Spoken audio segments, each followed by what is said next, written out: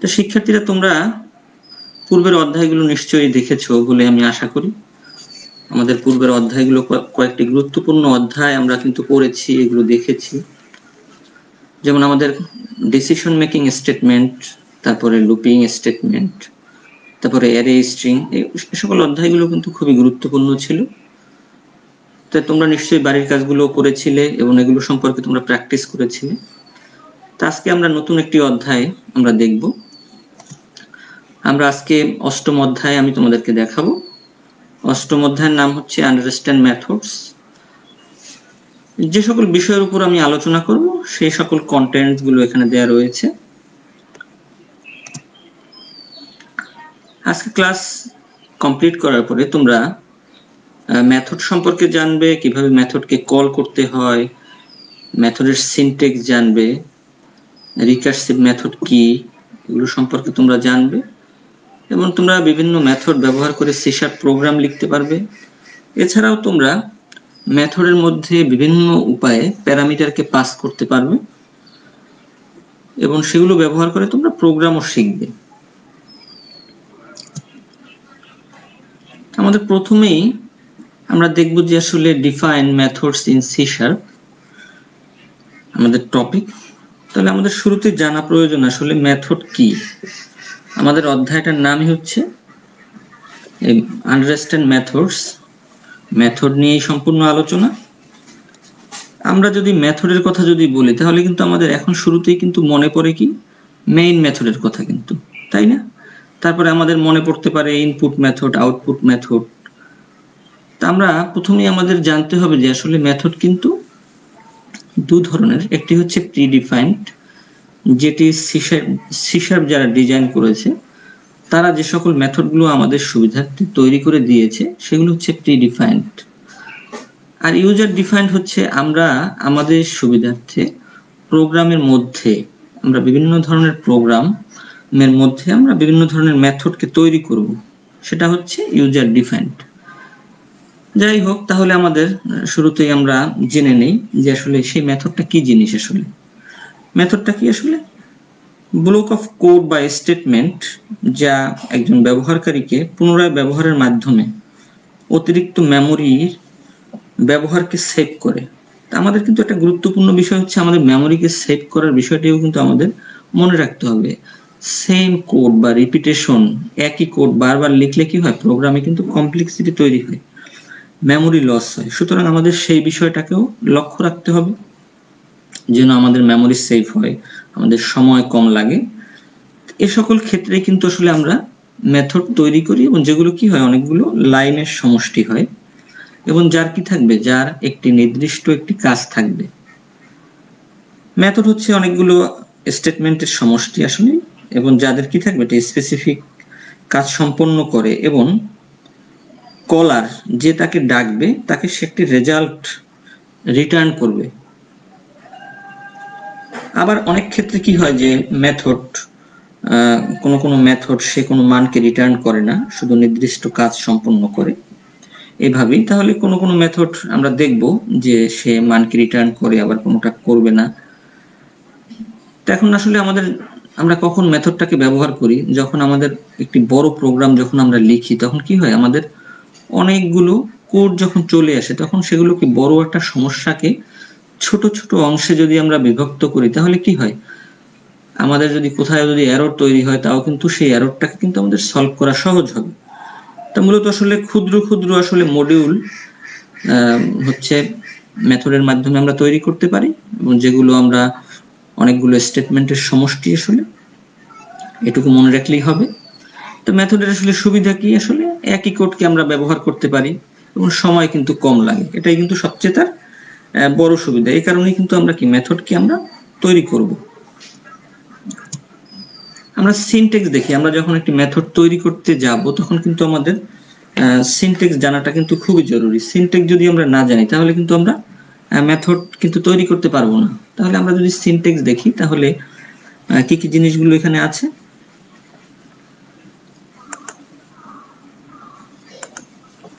প্রথমেই রয়েছে access modifier, তারপরে রয়েছে রিটার্ন টাইপ, মেথড নেম, তারপর একটি ব্র্যাকেট, এখানে আছে প্যারামিটার লিস্ট, তারপর ব্র্যাকেটটা কমপ্লিট, তারপরে আবার সেকেন্ড ব্র্যাকেট, তারপরে আবার রয়েছে কি বডি অফ দ্য মেথড, তারপরে আবার ব্র্যাকেট কমপ্লিট। এটা হচ্ছে তার সিনট্যাক্স। এখানে একটি ক্ষুদ্র এক্সাম্পলের মতো দেয়া রয়েছে যে প্রথমে আমি অ্যাক্সেস মডিফায়ার, আমরা জানি যে অ্যাক্সেস মডিফায়ার কিন্তু 3 ধরনের হয়। একটি হচ্ছে প্রাইভেট, পাবলিক এবং হচ্ছে প্রোটেক্টেড। তা প্রাইভেট মানে কি, শুধুমাত্র সেম ক্লাসের কোডগুলোকে অ্যাক্সেস করতে পারে প্রাইভেট মেম্বারগুলো। আবার যদি পাবলিক বলি, এই টাইপের মেথডগুলোকে অ্যাক্সেস করতে পারে যে কোনো কোডকে, সেটা যদি হয় সেম অ্যাসেম্বলি অথবা অ্যানাদার অ্যাসেম্বলি, যা এগুলোকে আবার রিটার্নও করতে পারে। তাহলে পাবলিক বললে কি হবে, যে এটাকে সবাই অ্যাক্সেস করতে পারে, কিন্তু এটাই কিন্তু এটুকু মনে রাখলেই হবে। তারপরে যদি আমরা বলি প্রোটেক্টেড, তাহলে কি হবে, সেম ক্লাস বা যে সকল ক্লাস এই ক্লাস দ্বারা ডিরাইভ হয়েছে তাদেরকে শুধুমাত্র অ্যাক্সেস করতে পারবে। এরপরে আমরা দিব রিটার্ন টাইপ। রিটার্ন টাইপ বিষয়টা কি আসলে, যে প্রতিটি ক্লাস, যেমন আমরা মেথডের পূর্বে তার একটা রিটার্ন টাইপ থাকতে হবে। যদি আমাদের ডেটা টাইপটা কি আসলে, কি ধরনের ডেটাকে সে রিটার্ন করবে, এটি আসলে ব্যবহারকারীর উপর নির্ভর করে। কারণ এটি যদি আমরা ইন্টিজার বা ফ্লোট যদি লিখি তাহলে কি হবে, সে একটি মানকে রিটার্ন করবে। আবার আমরা যদি লিখি ভয়েড, তাহলে সে কি, ভয়েড লিখলে কিন্তু সে তাহলে কোনো মানকে অন্য কোথাও সে মানকে রিটার্ন করবে না। তাহলে আমরা রিটার্ন টাইপ বলতে আমরা কোনো ডেটা টাইপকে দিতে পারি, যে ইন্টিজার বা ফ্লোট। আর যদি আমরা ভয়েড দিই তাহলে সে কোনো মানকে রিটার্ন করবে না। ইন্টিজার বা ফ্লোট দিলে কিন্তু সে রিটার্ন করবে। এরপরে আছে আমাদের মেথড নেম, মেথডের নাম। মেথডের নামটা আমরা সাধারণত আমরা এভাবেই দিব, যে একটি নাউন হতে পারে বা ভার্ব হতে পারে, এরকমের। এটা কোনো কিওয়ার্ড আমরা দিব না অবশ্যই, এবং কোনো প্রিডিফাইন্ড মেথড যেগুলো বিল্ট ইন তার নামও কিন্তু আমরা দিব না। এটি আমরা সম্পূর্ণ নিজস্বভাবে আমরা এমনভাবে দিব যেন কোনো এরর যেন তৈরি না হয়। আমাদের স্পেশাল ওয়ার্ড এরিয়া আমরা যাব, আমরা নাউন বা ভার্ব দিব। এরপরে হলো গিয়ে প্যারামিটার। তা প্যারামিটার এখানে রয়েছে কি, প্যারামিটার লিস্ট। এটি কিন্তু আবার প্যারামিটার, এটা 2 ধরনের হতে পারে। যদি প্যারামিটার হতে পারে, নো প্যারামিটারও হতে পারে, আবার উইথ প্যারামিটারও হতে পারে। যদি প্যারামিটার যদি না থাকে তাহলে এখানে ব্র্যাকেটের মধ্যে কোনো ভেরিয়েবল কিন্তু থাকবে না। যেহেতু এখানে আমাদের প্যারামিটার রয়েছে 2টি প্যারামিটার, ইন্টিজার এক্স কমা ইন্টিজার ওয়াই, এটা হচ্ছে প্যারামিটার কয়টি, 2টি। এরপর এটি হচ্ছে মেথডের বডি আমাদের, এখানে সে কাজ করবে, এরপরে সে রিটার্ন করবে। তাহলে আমরা মেথড যে আমরা তৈরি করব তাহলে আমরা কয়টি অংশ পেলাম, 5টি। এই 5টি অংশ অবশ্যই আমাদের মনে রাখতে হবে। এরপরে কিভাবে আমরা মেথডকে তৈরি করব, আমাদের মেথড তৈরি করা কিন্তু জানতে হবে। তাহলে আমরা যেহেতু সিনট্যাক্স জানি, তাহলে কি আমাদের তৈরি করাও কিন্তু সহজ হবে। যখন আমি এখানে একটি মেথডকে তৈরি করলাম, একটা ক্লাসের অধীনে তৈরি করলাম, যে ক্লাসের নাম দিলাম, তারপর ব্র্যাকেট, এখানে সেই ব্র্যাকেট কমপ্লিট, যে স্ট্যাটিক ভয়েড লিখলাম যে মাই মেথড, তারপরে ফার্স্ট ব্র্যাকেট, এখানে কোনো প্যারামিটার নেই, তারপরে সেকেন্ড ব্র্যাকেট। এখানে হচ্ছে আমাদের যে সকল মেথডের বডির মধ্যে যে সকল কোডগুলো থাকবে আসলে। তাহলে কি, মাই মেথড হচ্ছে আমাদের মেথডের নাম। আমরা স্ট্যাটিক কেন লিখি জানি আমরা, এটি ব্যবহৃত হয় মূলত কম্পাইলার যদি can call without or creating an object। আর ভয়েড জানি আমরা, ভয়েড কি, যে কোনো মানকে রিটার্ন করবে না। এরপরে আমরা দেখব যে explain the calling method in C sharp. আমরা কিভাবে মেথডকে কল করব। আমরা মেথড তৈরি করা জানলাম, এবং সেটাকে কল করাও কিন্তু আমাদের জানতে হবে। যখন ইউজার চাইবে কোনো মেথড কল করতে, তখন মেথড কলিং সম্পন্ন হয়, কিন্তু এটা ইউজারের উপর নির্ভর করে। এছাড়া মেথডের ফাংশনালিটির কারণেও কল করার প্রয়োজন হতে পারে। এছাড়া আমাদের মেথড যদি কোনো সবগুলো স্টেটমেন্টকে এক্সিকিউট করে, আবার কোনো স্টেটমেন্ট যদি রিটার্ন করে, অথবা যদি কোনো এক্সেপশন থ্রু করে মেথডটি কোডে ফিরে আসে, সেক্ষেত্রেও কিন্তু আমরা মেথডকে আমরা কল করি আসলে। তাহলে কি, আমাদের প্রয়োজনেই কিন্তু আসলে মেথডকে আমরা কল করব আর কি। এবং কখন কল করব, যখন ওই মেথডের স্টেটমেন্টগুলো যখন কমপ্লিট হবে, এক্সিকিউট হবে কিন্তু তারপরে। তাহলে মেথড কল করতে হলে আমাদের কি করতে হবে, সেই মেথডের নাম দিতে হবে, তারপরে এই ব্র্যাকেট দিতে হবে, ব্র্যাকেট দেওয়ার পরে আবার সেমিকোলন দিতে হবে। তাহলে কি হবে, আমরা যে মেথডকে কল করব তাকে আমরা বলবো হচ্ছে কল্ড মেথড বলবো আমরা, আর যে মেথড থেকে ডাকা হবে তাকে আমরা বলবো কলিং মেথড। এই বিষয়টা কিন্তু আমাদের একটু মনে রাখতে হবে। আমরা দুটি পদ্ধতির মাধ্যমে মেথডকে কল করতে পারি। Inside call into another method, মানে অন্য একটি মেথডের মধ্যে বসে তাকে কল করতে পারি। আবার আমরা ডট অপারেটর ব্যবহার করে উইথ অবজেক্টের সাহায্যে আমরা কল করতে পারি। তা আমি তোমাদের প্রথম পদ্ধতির মাধ্যমে দেখিয়েছি, তোমাদের বইতেও ডট অপারেটর ব্যবহার করেও কিন্তু করা আছে, আমি প্রথমটা ব্যবহার করে আমি করেছি। তো এখানে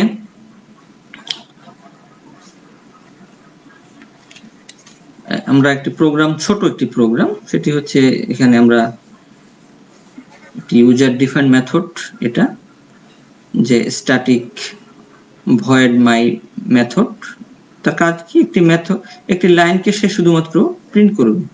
এরপরে আমরা মেইনের মধ্যে গিয়ে এটাকে কল করলাম আসলে, তাহলে কি হবে, আমরা আউটপুটে কিন্তু এটিকে পাবো।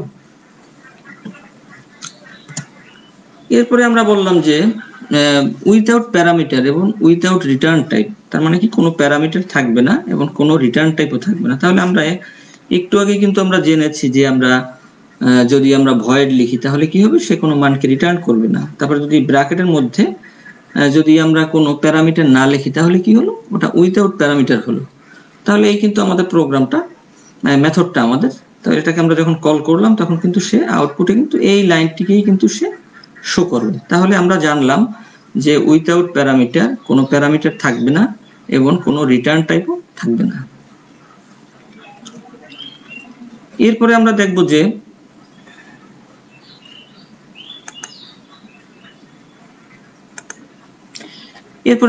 যে উইথাউট প্যারামিটার বাট কি উইথ রিটার্ন ভ্যালু, এই দুটি কথা একটু আমাদের মনে রাখতে হবে।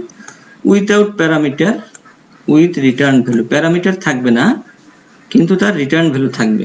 তাহলে আমরা সেই মেথডটার নাম কি, আমাদের এটা হচ্ছে আমাদের মেথড যেটাকে আমরা তৈরি করলাম। তাহলে এখানে কি আমাদের উইথাউট প্যারামিটার, আমাদের কোনো প্যারামিটার নাই। আবার কিন্তু আমরা বলেছি যে উইথ রিটার্ন ভ্যালু, যেহেতু আমাদের রিটার্ন করবে সেহেতু কিন্তু আমরা এখানে লিখলাম ইন্টিজার। তারপরে আমরা কি করলাম, এ এর মান দিলাম, বি এর মান দিলাম, অ্যাড করলাম, তারপর এটাকে আসলে এই প্রোগ্রামটা কিভাবে রান করবে, আমরা জানি সি শার্পের প্রোগ্রামগুলো কিন্তু স্টার্ট হয় কোথা থেকে, মেইন থেকে। তাহলে কি প্রথমে সেখানে আসবে, এখানে আসার পরে যখন এই সাম নামে যখন একটি মেথডকে সে পাবে তখন সে কোথায় চলে যাবে, তার এই মূল যে এখানে চলে যাবে, সে এখানে চলে যাওয়ার পরে সেই ক্যালকুলেশনগুলো সম্পন্ন হওয়ার পরে এই অ্যাড এর মানটাকে কিন্তু সে রিটার্ন করবে। যখন এখানে অ্যাড এর মানটা যখন আসবে, সেই অ্যাড এর মানটা আবার কোথায় যাবে, অ্যাড এর মানটা আবার যাবে হচ্ছে গেট রেজাল্টের মধ্যে। এরপরে আমরা গেট রেজাল্টটাকে আউটপুটে দেখালে কিন্তু আমরা এই দুটি সংখ্যার যোগফলকে কিন্তু আমরা পাবো। তাহলে আমরা শিখলাম যে উইথাউট প্যারামিটার, কোনো প্যারামিটার থাকবে না এবং কোনো রিটার্ন টাইপ থাকবে না, উইথ রিটার্ন ভ্যালু। তাহলে আমরা এখান থেকে এই রিটার্নটা পেলাম আর কি, কিন্তু আমাদের প্যারামিটার কিন্তু নেই। আশা করি তোমরা বিষয়টা বুঝতে পেরেছো। এরপরে আমরা দেখব যে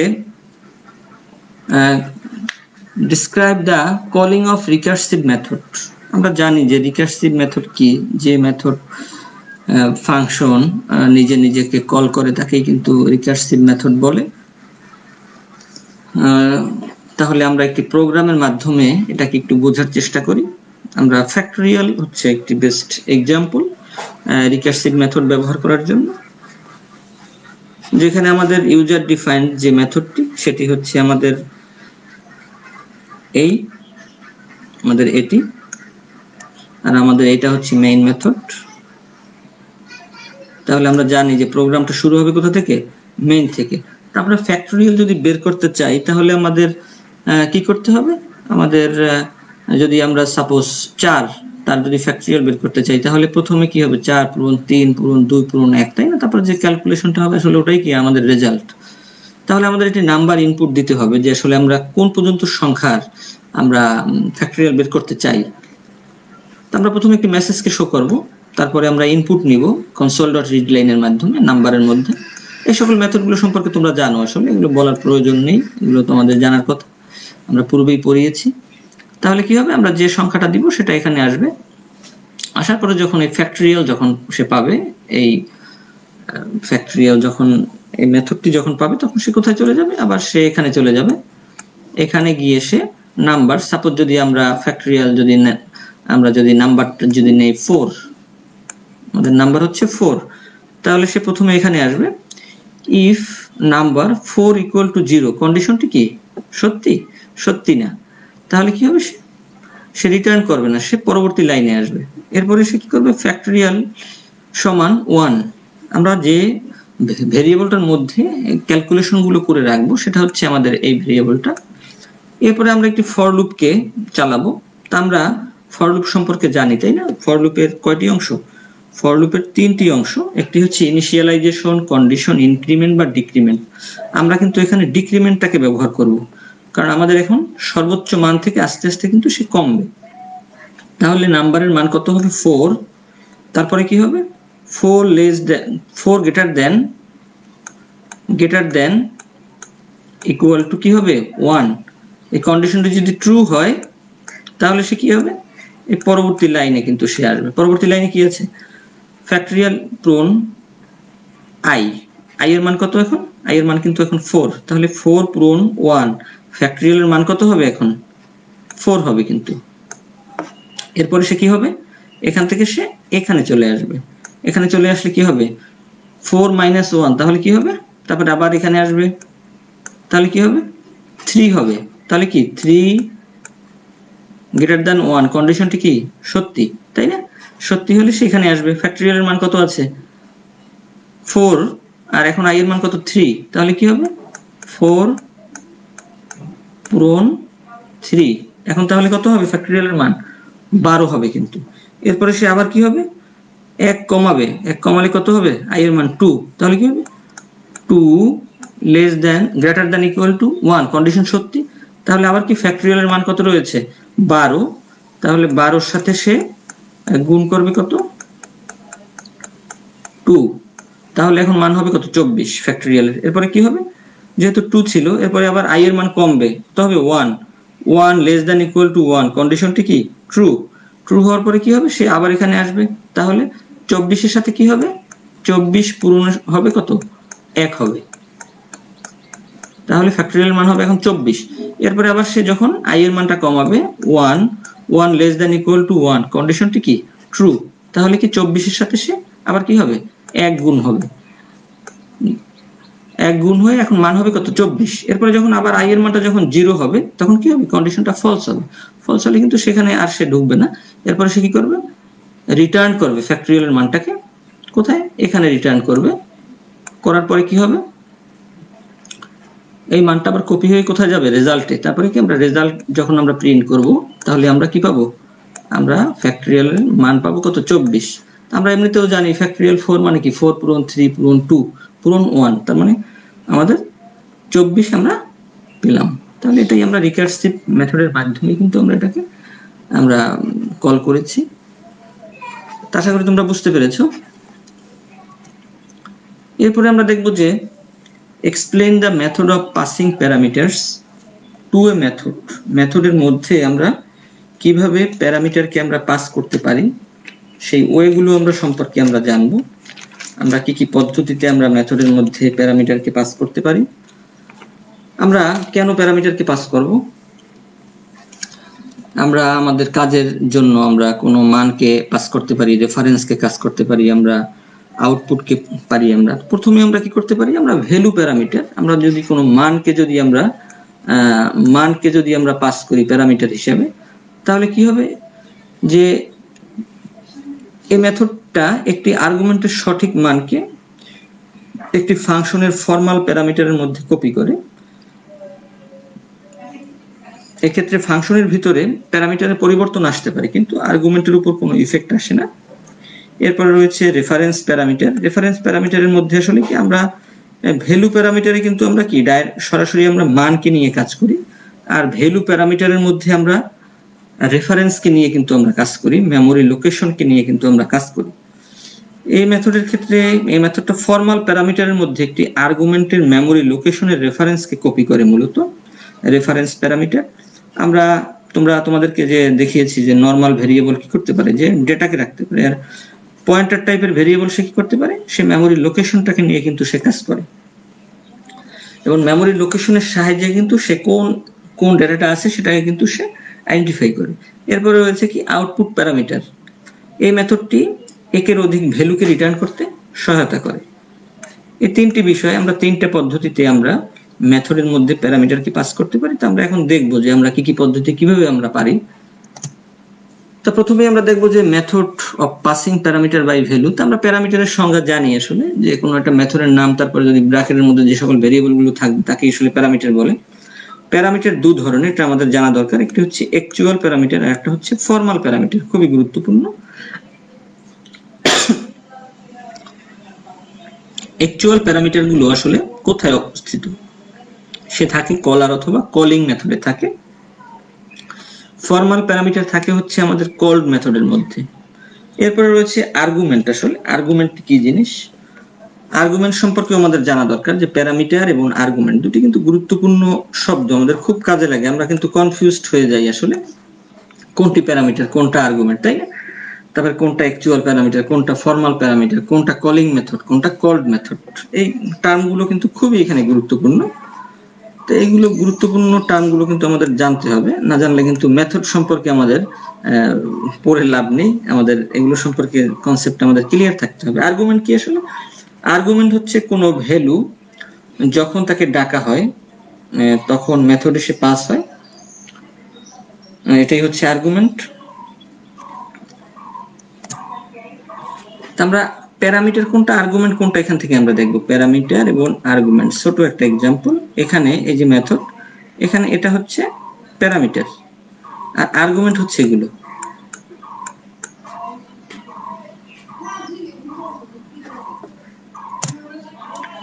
আমরা একটা প্রোগ্রাম দেখব যে উইথ প্যারামিটার এবং উইথ রিটার্ন ভ্যালু। আমরা এতক্ষণ যে সকল প্রোগ্রামগুলো দেখেছিলাম তাতে কোনো কি ছিল না, প্যারামিটার ছিল না। এখন আমরা প্যারামিটার থাকবে আমাদের, এবং রিটার্ন টাইপ থাকবে আমাদের, অ্যাকচুয়াল প্যারামিটার থাকবে, তারপরে ফর্মাল প্যারামিটার থাকবে, কল্ড মেথড থাকবে, কলিং মেথড থাকবে। তো আমরা প্রোগ্রামটি খুবই সহজ। আমরা প্যারামিটারকে আমরা পাস করছি, এখানে একটি মানকে সে পাস করবে। তাহলে আমাদের যেহেতু প্রোগ্রামটা শুরু হবে ভয়েড মেইন থেকে, আমরা একটি ভেরিয়েবল নিলাম, ইন্টিজার এ আর বি এর মান নিলাম। আসলে এই দুটিকে আমরা যোগ করতে চাই। তারপর আমরা কি করলাম, integer C equal to sum A comma B. এই যে মেথডটাকে আমরা যখন এখানে লিখলাম তখন কি হলো, এ আর বি এর মানটা এখানে আসলো, কিন্তু এর মান আসলো 12, বির মান আসলো কত, 23। যখন সে এটাকে পেলো তারপরে সে কোথায় যাবে, সে এখানে চলে আসবে, সে টোটালি এখানে চলে আসবে।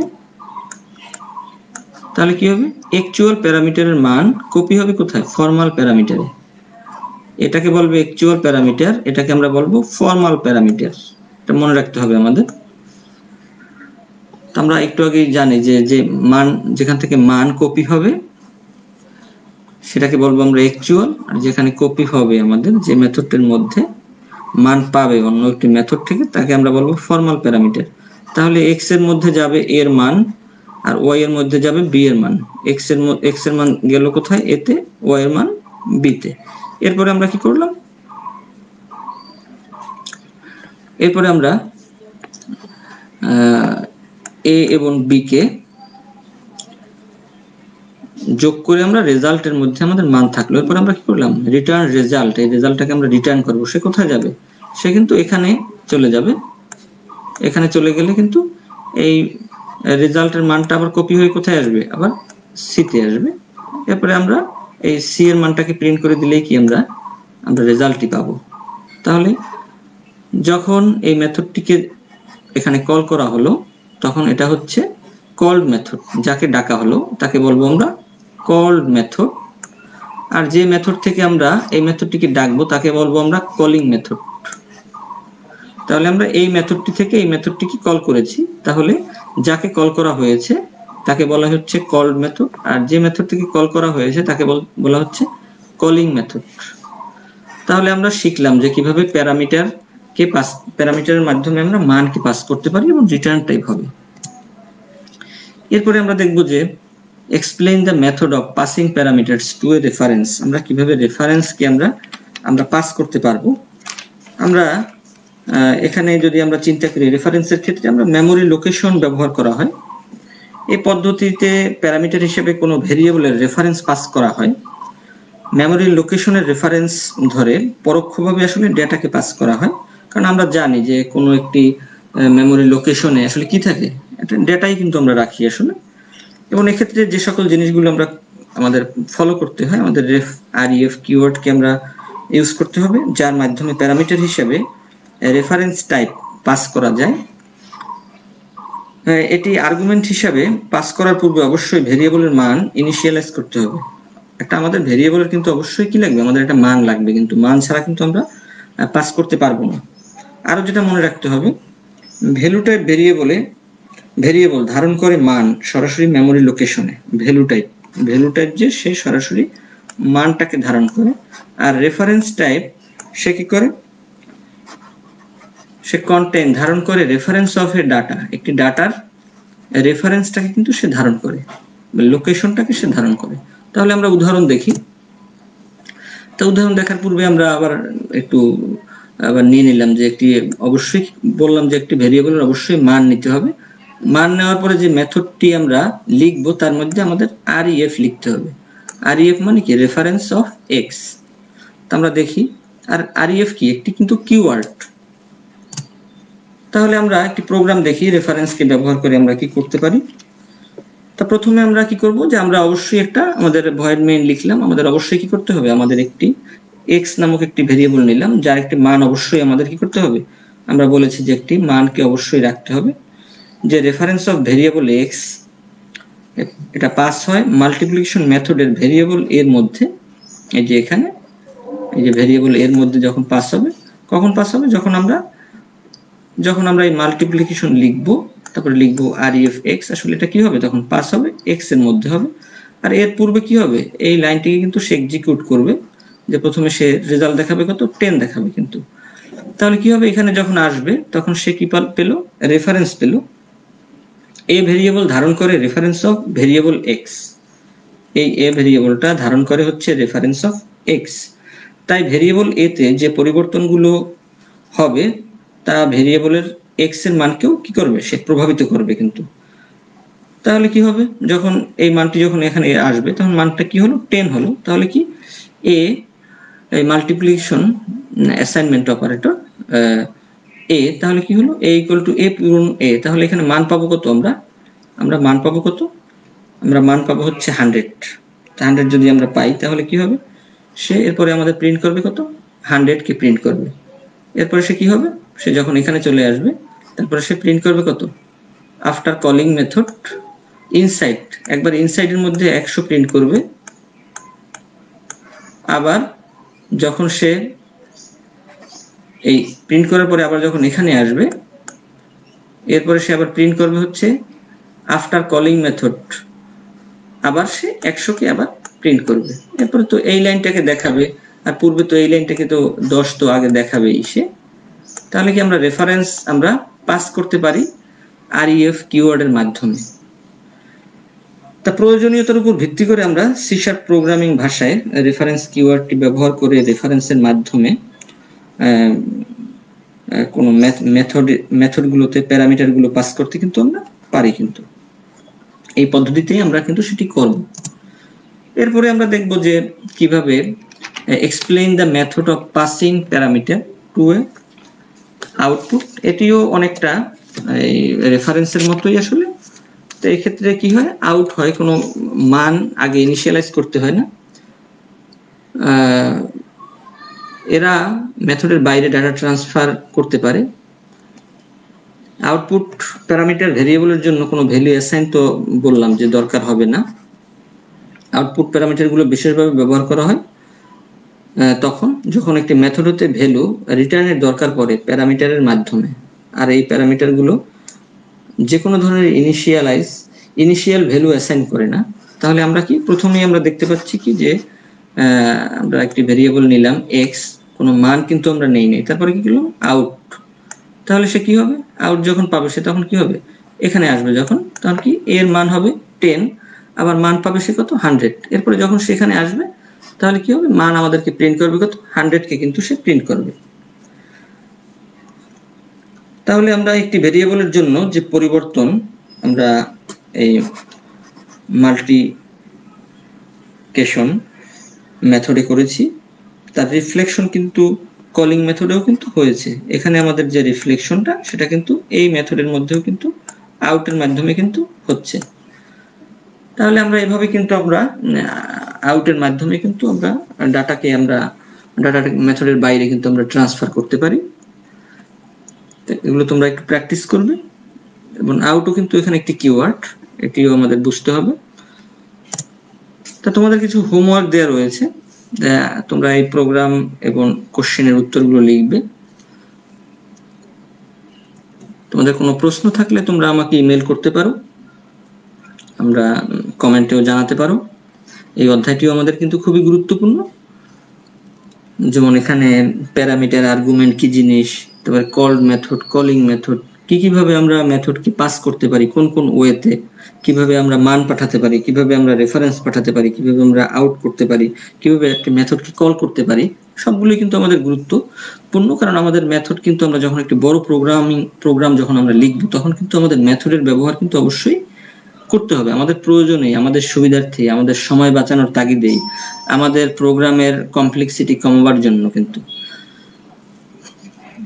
আশা করি তোমরা সবাই ভালো থাকবে, সুস্থ থাকবে। ভিডিওটি তোমরা এই ওয়েবসাইটে গেলে আবার দেখতে পারবে, ফেসবুক দক্ষতা বাতায়নের ফেসবুক পেজে গিয়েও তোমরা দেখতে পারবে।